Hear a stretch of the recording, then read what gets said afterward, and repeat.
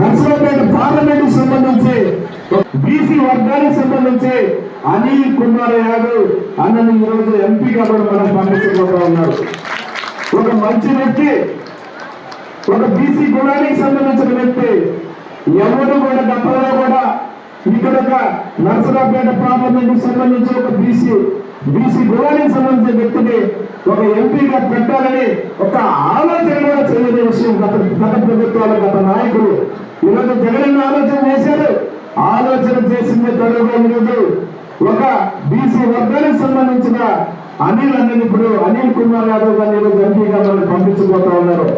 జగన్ నాయకత్వాలు మీ అందరి యొక్క ఆశీస్సులతో రాబోయే రోజున మంచి మెజారిటీతో అనిల్ కుమార్ యాదవ్ గారిని మనం అందరం కూడా గెలిపించాలని కూడా సందర్భంగా కోరుకుంటూ మీ అందరూ ఇక్కడ ఉన్న అక్క చెల్లెలందరినీ కూడా మరీ కోరుతా ఉన్నాను.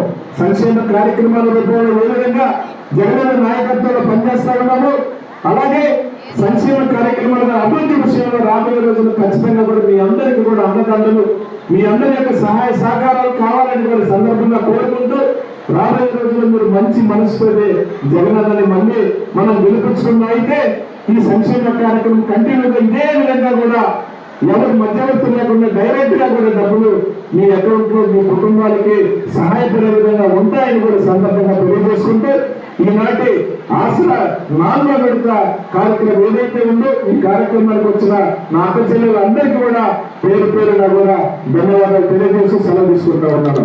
జై జగన్.